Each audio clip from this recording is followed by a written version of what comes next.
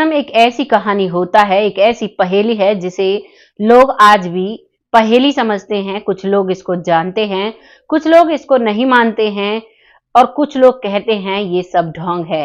लेकिन वहीं पर कुछ लोग कहते हैं कि वाकई में पुनर्जन्म होता है, क्योंकि हमारे आपके सबके बीच ऐसे कई लोग आए हैं जिन्होंने पुनर्जन्म की पुष्टि की है।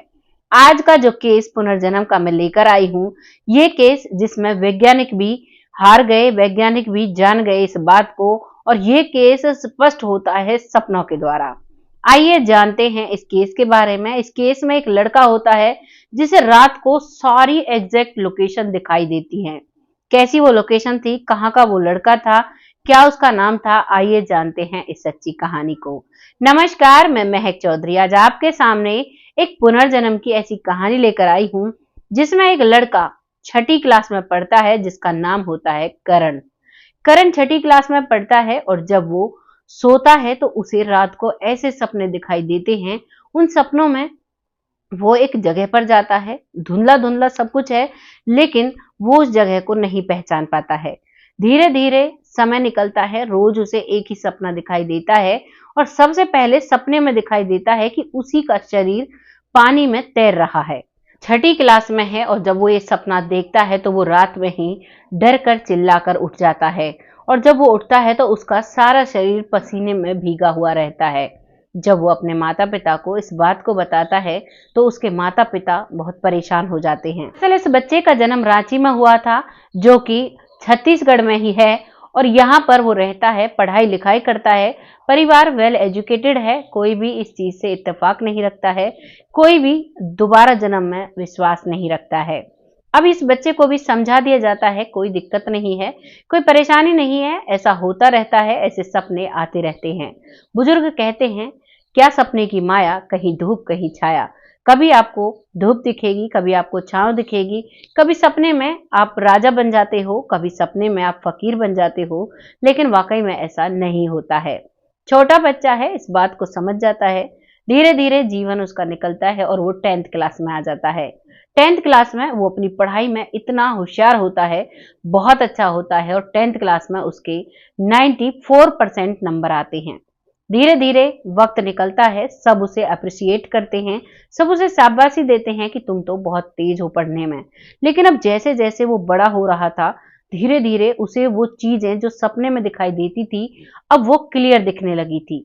पहले उसे सपना आता था कि उसकी जो शरीर है वो एक पानी में तैर रहा है, लेकिन अब धीरे धीरे उसे वो रास्ता पता चल जाता है। रास्ता पता चलता है तो उसे पता चलता है कच्चे रास्ते से होकर एक बड़ी सी झील है, उसमें मेरा शरीर पानी में है।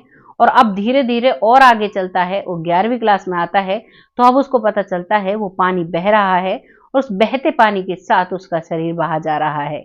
इस चीज से वो बहुत डर जाता है, और जब वो ये बात अब अपने दोस्तों से शेयर करता है, डॉक्टर को दिखाते हैं, क्योंकि इससे उसका मानसिक संतुलन बिगड़ने लगता है।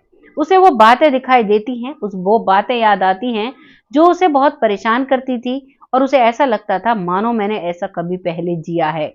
लेकिन कोई भी उसकी बात पर विश्वास नहीं करता है।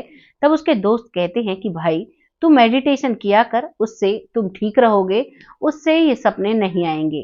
और अब करण मेडिटेशन करना शुरू करता है। मेडिटेशन के बार बार अभ्यास से अब उसे सपने आने बंद हो जाते हैं और वो एक राहत की सांस लेता है। करीबन 6 से 7 महीने निकलते हैं और अब उसकी 12वीं क्लास पास हो जाती है। 12वीं क्लास में भी 96% नंबर लाकर बहुत अच्छा रिजल्ट पाता है। करण के पास 12th क्लास कंप्लीट हो चुकी थी। उसे ऐसे ही सपने अब दोबारा से आने लगे थे, क्योंकि जैसे ही वो एग्जाम की प्रिपरेशन करता है तो एग्जाम की प्रिपरेशन में ही अब वो भूल जाता है मेडिटेशन को, बस पढ़ना लिखना होता है और रात को सो जाना, और रात को उसको वही सपने बार बार आया करते हैं। इन सपनों को सुनकर सोचकर वो बहुत परेशान होता है। लेकिन अब उसकी सपनों की शक्ति, जो सबकॉन्शियस हमारा माइंड होता है, जो आगे देख लेता है, वो और स्ट्रांग हो जाता है मेडिटेशन की वजह से। और अब उसे वो सारा व्यू जो वो बचपन से सपने में देखता हुआ आ रहा था, वो सब कुछ क्लियर दिखने लगता है। उसे दिखता है एक बड़ी सी झील है, उस झील में उसका शरीर तैर रहा है, और वहीं पर आसपास बहुत सारे पेड़ पौधे हैं, और उस झील के पास एक बोर्ड लगा हुआ है।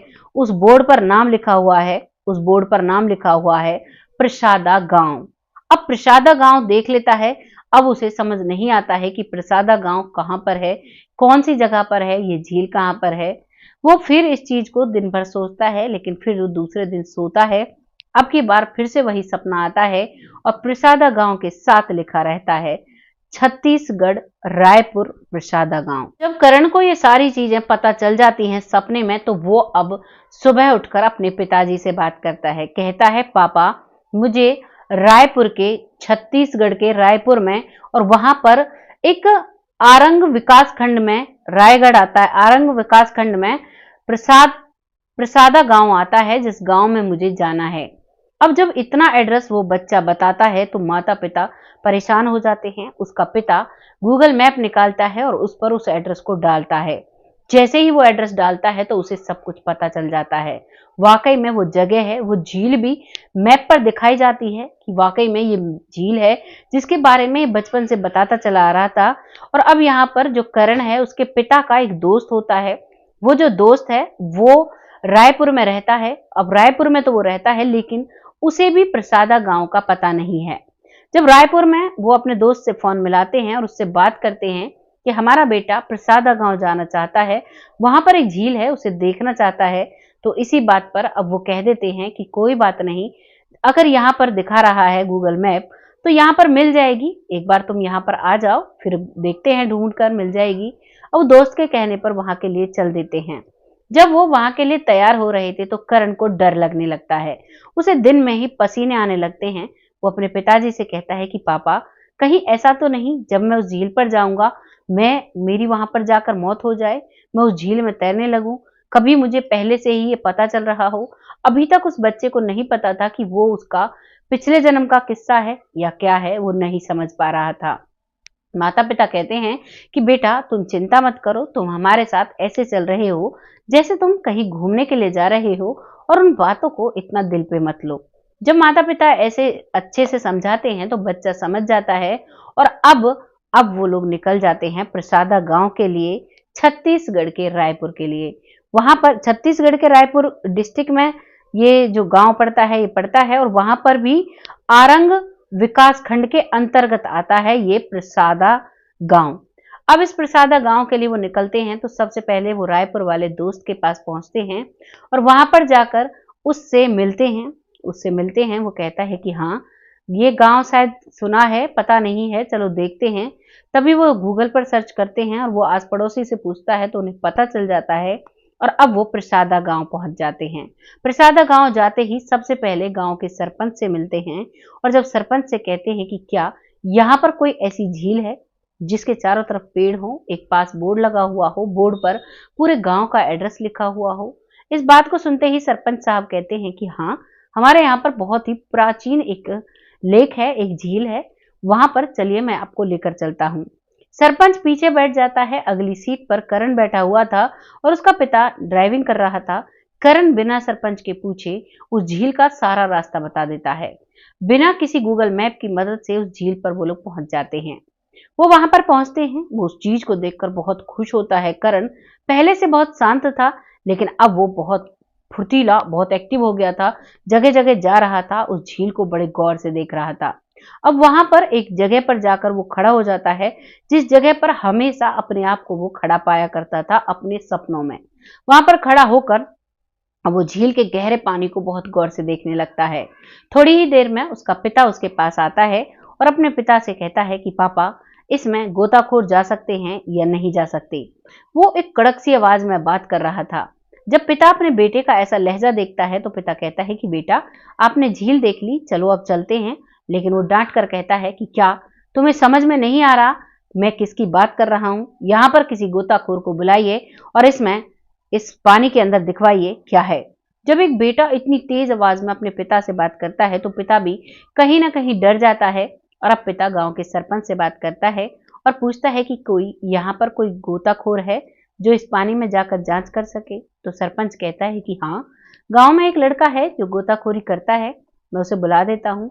सरपंच उस गोताखोरी को फोन मिलाता है, वो आता है और अब वो उस नदी के पानी में यानी उस झील के पानी में कूद जाता है। वहां पर जाकर वो कई बार गोते लगाता है। जब भी वो नीचे से ऊपर की तरफ आता तो करण की आंखों में एक चमक सी होती। उसे उम्मीद थी कि जैसे इससे कुछ मिलेगा। अब वो बार बार वो ऊपर जा रहा था, नीचे जा रहा था। करण बहुत परेशान था, लेकिन जैसे ही 7वीं 8वीं बार वो डुबकी लगाता है तो अब वो गोताखोर डरता हुआ बाहर आ जाता है। वो कहता है कि इसके अंदर 2 ताबूत पड़े हुए हैं।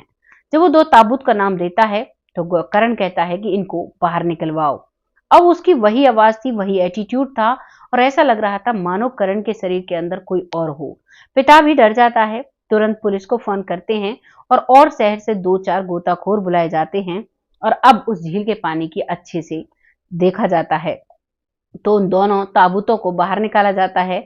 उनमें सब तो ऐसा नहीं मिलता है, लेकिन कुछ उनमें कुछ कंकाल मिलते हैं, कुछ शरीर के कुछ अवशेष मिलते हैं और उन कंकाल को पुलिस अपने कंट्रोल में लेती है। पुलिस उनका डीएनए टेस्ट करती है, लेकिन डीएनए किससे मैच करें ये नहीं पता था। ये पता था एक लड़का की और एक लड़की का डेड बॉडी थी इन दोनों में, और इनको शायद ऑनर किलिंग या फिर ये खुद से गांव वालों ने या फिर प्यार का कोई मामला था। ऐसा करके पुलिस जांच करती है और अब इस मामले पर अच्छे से जांच करने लगती है। उधर से जो करण है वहां से वापस अपने घर आ जाता है। अब करण राहत की सांस लेता है। अब करण को वो सपने नहीं आते हैं।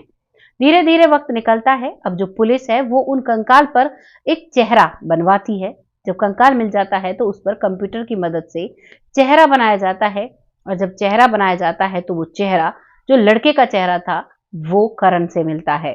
करण के पास जब वो फोटो आती है तो करण बहुत हैरान हो जाता है।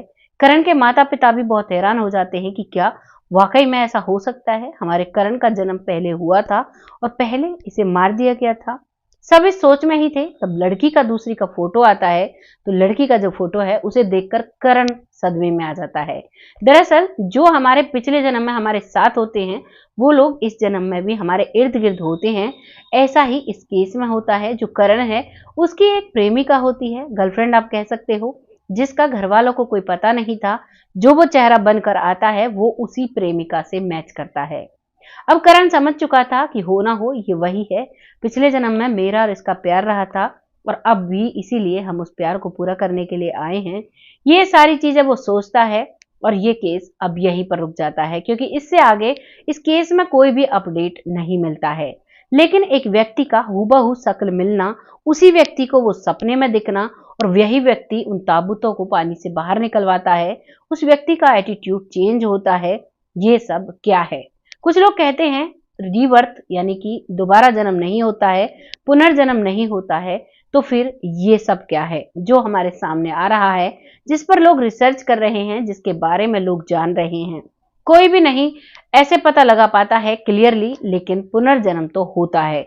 बहुत सी कहानियां मैं आपके सामने अपने चैनल पर लेकर आई हूं, जिनमें बहुत सारी सच्चाई है। जो लोग आज भी जीवित हैं, हमारे साथ रह रहे हैं, और ये लड़का भी जीवित है। ये लड़का पढ़ने में बहुत तेज होता है। 12th के बाद ये जेई का एग्जाम देता है और जेई के एग्जाम में 96% इसके मार्क्स आते हैं और इसे एक बहुत अच्छी जेई की जॉब मिल जाती है। आज ये अपनी जॉब कर रहा है। इसकी गर्लफ्रेंड, जो कि घर वालों को नहीं पता है, लेकिन वो उससे मिलता जुलता रहता है और ये यहाँ पर इसका सिलसिला बंद हो चुका था सपनों का, लेकिन अब इसे एक रास्ता मिल चुका था कि उन लोगों को किसने मारा। पुलिस ने पूरी कोशिश की लेकिन कोई भी सुराग नहीं मिल पाया। हो सकता है वो बहुत समय पहले, क्योंकि बताया गया था जब उन ताबूतों को टेस्ट किया गया वो प्राचीन समय के ताबूत थे और पता नहीं कब से वो ताबूत वहां पर पड़े थे। तो ऐसी कहानियां हमारे सामने आ जाती हैं जो कि ये साफ दिखाई दे रही है ये पुनर्जन्म की है। अगर पुनर्जन्म की नहीं होती तो करण से उन ताबूतों का क्या वास्ता था? अपने घर से इतनी दूरी पर करण को कैसे पता चल गया था यहाँ पर ताबूत है? कैसे पता चल गया था यहाँ पर झील है? कैसे उस गांव का पता चल गया था? कैसे वो गांव सपनों में दिख गया था? ये सब एक सवाल खड़ा कर देते हैं हमारे सामने, और इन सवालों को जानने के लिए ही हम इन कहानियों की गहराई में उतरते हैं। इन कहानियों को हम जानते हैं और इन कहानियों को आप सबके सामने लाते हैं। सब कुछ एक तरफ और हमारे कर्म एक तरफ होते हैं। इन सब कहानियों को आपके सामने लाने का बस यही उद्देश्य है कि हमें जीवन और मरण हमारा साथ साथ चलता है। आज हम जीवित हैं, कल हमें मरना होगा, परसों हमें दूसरा जन्म लेना होगा। तो इसलिए अपने कर्मों को अच्छा बनाओ, अपने जीवन में बहुत अच्छे-अच्छे कर्म करो, जिससे कि आप जीवन में सर उठाकर जी सको और आप भगवान के सामने भी खड़े होकर ये कह सको कि मैंने कुछ गलत नहीं किया। अपने आप को फ़क्र से जीवित रखने के लिए और मरने के बाद भी अपना सर गर्व से ऊँचा रखने के लिए आपको अपने कर्मों को सुधारना होगा, आपके कर्मों को सही रखना होगा, आपको सबके लिए तत्पर रहना होगा, लेकिन गलत का साथ कभी नहीं देना होगा। ये कहानी थी, आपको जैसी भी लगी अपनी राय कमेंट बॉक्स में लिखिएगा, लोगों के साथ शेयर करिएगा। बहुत जल्द ऐसी ही किसी सच्ची और अच्छी स्टोरी के साथ आती हूँ, तब तक खुश रहें, आबाद रहें। जय हिंद, जय भारत।